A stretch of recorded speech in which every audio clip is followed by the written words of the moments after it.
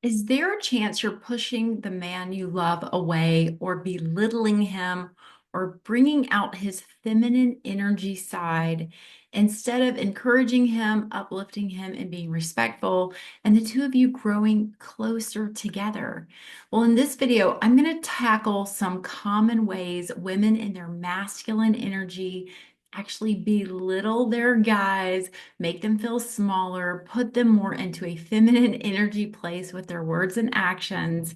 I'm also going to talk about the new reality series, The Baldwins, and share my ideas on a little bit of feedback about how the relationship dynamic works with Alec Baldwin and Hilaria.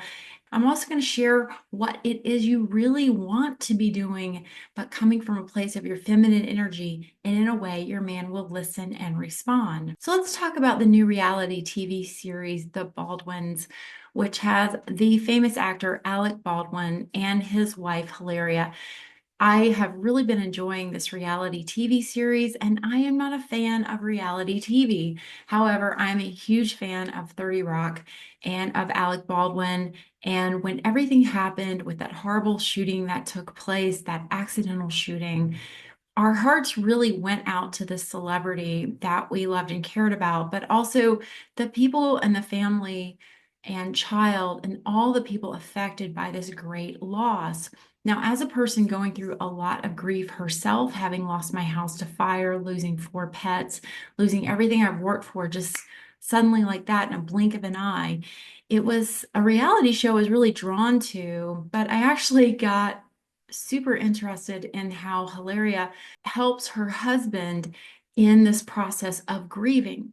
And Alec, if you watch the series, this is no spoiler, but he is very much deeply in grief. He's not only grieving what has happened, the event that's happened, but he's grieving his previous life, what he had before all of this was taken away from him, before that gun was fired and a person injured and a person lost their life.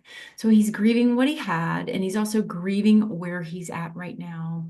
And I found him saying something that I had been saying myself even prior to losing my house to fire, which is I don't want to go back to the way things were. I don't want to go back to my previous life. And during that time, when I would tell Jeff that I really wanted to change, my husband Jeff, I would say, I really want to change. I want something different. I want to somehow create a new life for us.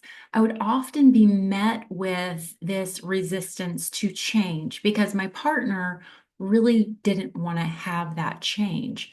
And so I would step into this role of kind of playing a therapist or being a coach in a way, trying to get my husband to see why we needed to expand, why we needed to grow as a couple, and how we could best do it. And the truth is, it really wasn't my place or my job to be coaching my husband in that regard. Now, if you tune into the Baldwins, you'll see a very similar thing happening with a well-meaning Hilaria, his wife, where she really wants to get him to talk about what's going on, get him to break through whatever his problems are or what he's holding back that he can't. She refers to him as like a pressure cooker at one point in time. And you can see where not only Alec is not able to just in a safe environment let everyone know how he feels, but he's constantly interrupted by what he should be doing or could be doing. And I can relate to this so much because since going through all the grief I went through, I lose my track of thought very easily if someone interrupts me. I'll be talking about one thing, and then if someone says something or interrupts me, I totally lose where I'm at. So I'm in this place of really relating with this masculine energy figure because we are all at different times in our life going through something, experiencing grief, working on a problem, trying to solve or better issues in our lives. We're all here at one point in time in a different way.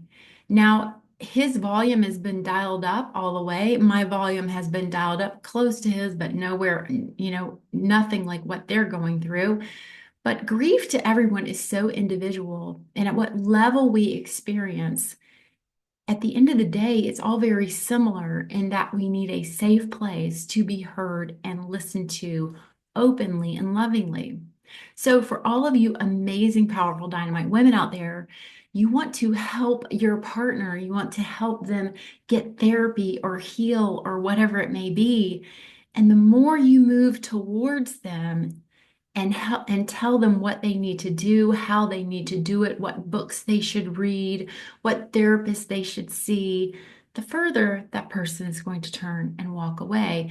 And you really see that come out, I believe it's in episode 4, where Alec and Hilaria go to therapy. You can see how much she is advocating for him, and even her body language is turned towards her husband. She's not telling the therapist how she feels, she's telling her husband what he should be doing and feeling and experiencing. And you can just see him not only becoming smaller on the inside, but I saw him actually boiling with a lot of anger because he just wants to be heard. So it's a great way for any of you who, again, you're in your powerful dynamite energy, you want to help your partner, you want to tell them, coach them in some way to help them heal. It's really not your job or place to do this. So, especially if in your therapist's office, it's important to just talk about what you're feeling.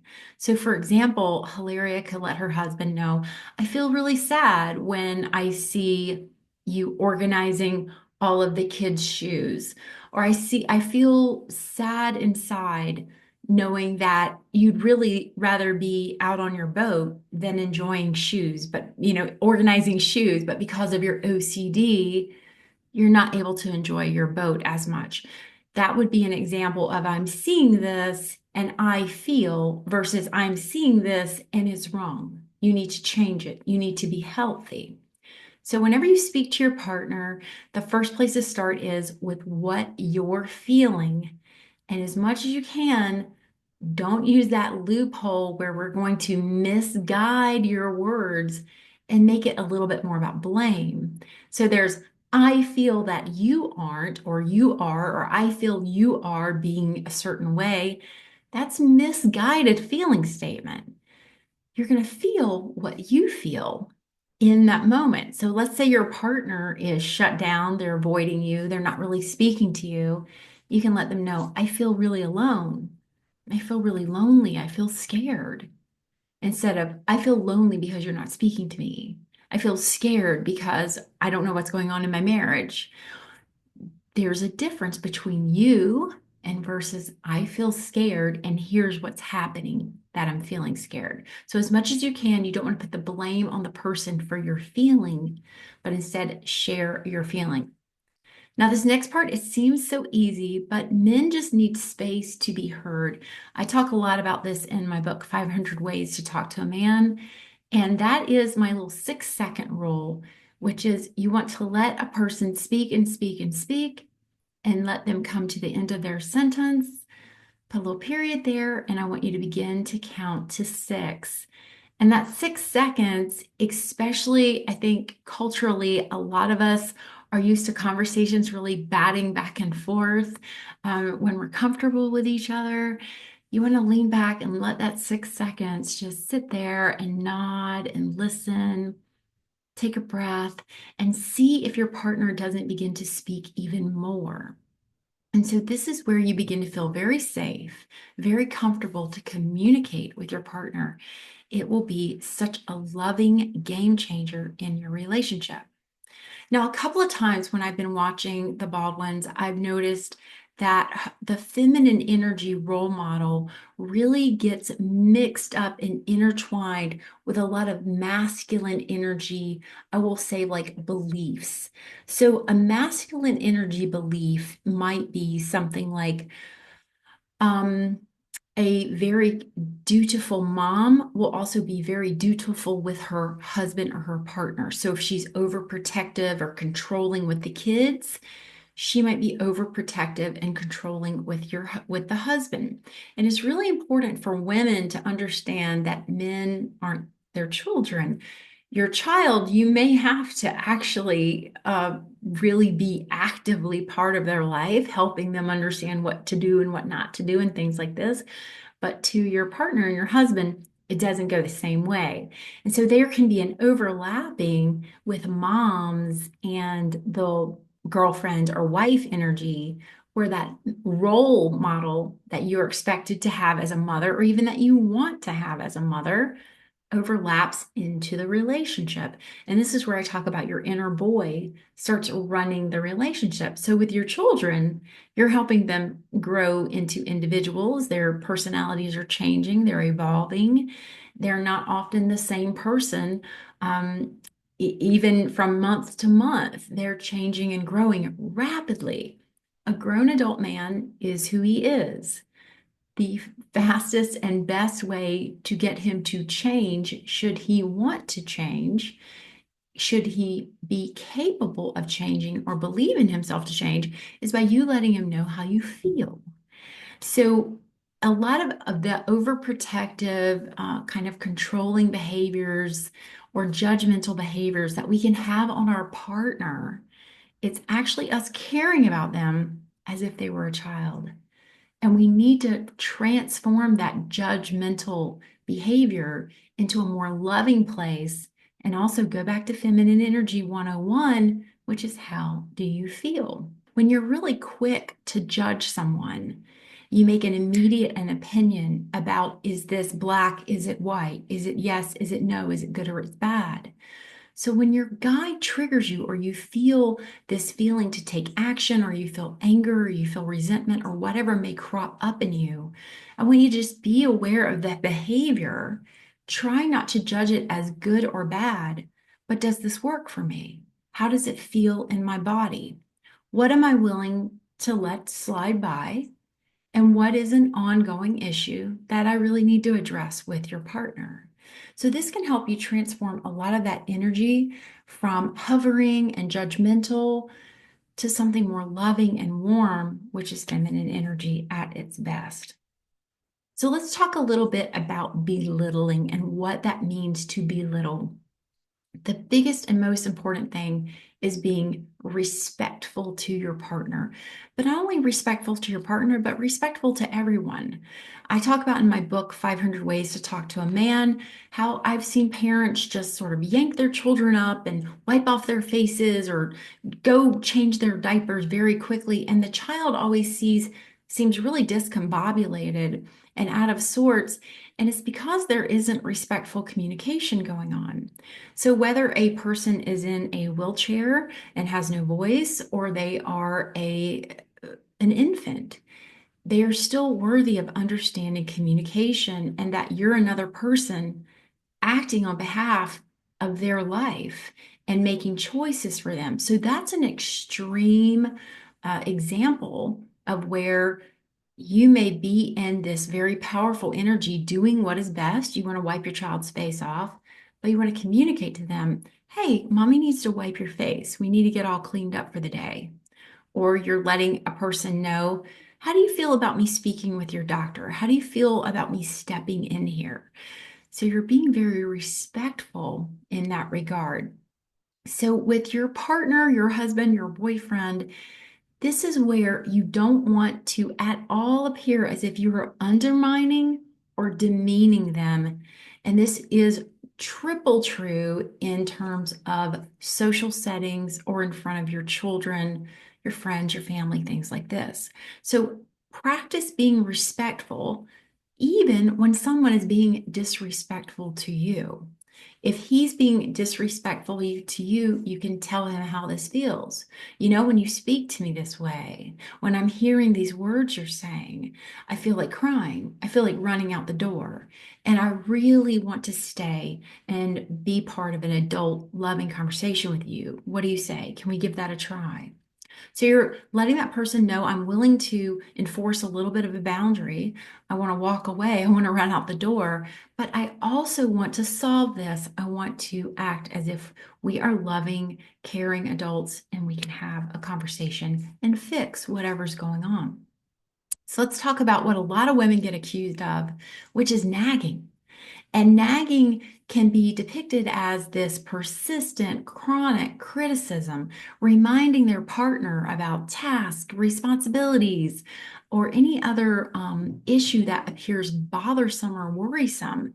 Like you end up nagging your partner, and what you're really trying to do is be kind and loving and stay on top of everything. So I want you to again understand the masculine and feminine energy. The more you pursue masculine, the more they retreat. So this is why I love good old-fashioned pen and paper. When you can write it down and not send it as a text message, not send it as an email, but write it down and hand your partner that paper, the to-do list, the good old-fashioned honey-do list, or before we take this trip, I would love for you to be in charge of this, and I will be in charge of that. There is nothing masculine energy loves more than scratching something off a list. Men love it. They don't even mind being delegated to because they see it as we're sharing in these responsibilities, we're solving a problem. There are always going to be tasks that you're better at than your husband or your boyfriend. So why not go ahead and figure out who can do what best? Make a list, delegate. Trust me on pen and paper, it will be a huge game changer in your relationship. You will be nagging less, which is lovingly reminding. And more so, there's the piece of paper. It's either checked off or it's not checked off. Now, if you want to take this up a notch, you can actually put the date that it's determined to be completed. So if you want your husband to get the suitcases ready or make sure that the dog is picked up from the groomer or the oil has been changed, put a date by it. Now you might say, well, aren't I in my masculine energy? I'm managing this project and I'm telling him what to do and when to do it. It doesn't have to be that way. You can sit down as a family and go over it, but I can promise you, your husband would much rather you come to him with a list than 20 minutes sit down and haggle with him about what needs to be done and when it needs to be done. They would prefer the piece of paper, what needs to be done, and when it needs to be completed. And they also want to see what you're doing and what you're completing and when. Men would much rather have that piece of paper than a long, lengthy conversation on a Sunday morning. That doesn't mean you can't have those conversations, but whenever you can, present him with a list. Try it out and let me know in the comments how it works. Now, another concept behind the belittling wife is a really manipulative, unappreciative vibe. And women can get into that manipulative, unappreciative vibe because we are actually hurting about something else. We're feeling pain about another topic or issue that is not being addressed in the relationship. And it's so important to find out what it is you're feeling truly in your body about you, about your situation, about your life, because this is about finding that source of pain and coming to your partner. And is it something that they can even solve, or if it's something you can solve? Now, I'll give you a little example of this. Something that my husband and I have been having to work out together is where to live. Our house is being rebuilt after the fire. We're not really sure that we even want to move back or live there at that property. So until then, we get to live somewhere else. But we have to decide together where to live. So I had noticed when I would bring up things that I wanted to do, even if they were dreams, like living in Chicago for the summer, I would be met with an energetic or kind of dramatic response from him, including the stare, including the heavy sigh,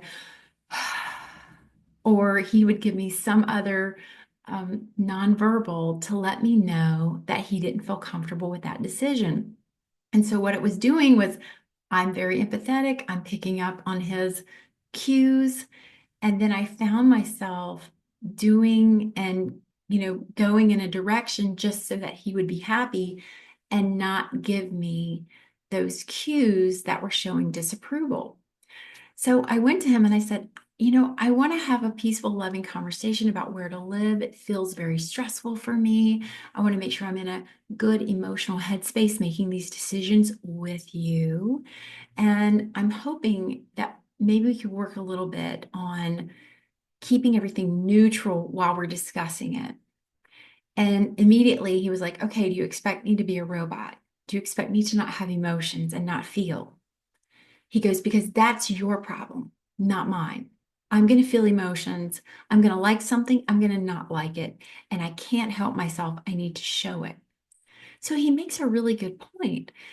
If he's going to be outwardly showing these disapproving emotions, be that eye rolls or sighs, or he'll get kind of sour dour kind of quick. I mean, he can be very dramatic. I don't know if it's a Midwestern thing. I don't want to blame the whole Midwest on this type of behavior, but it is a kind of dramatic outward display. Maybe he's just being pouty, and this is how he shows it.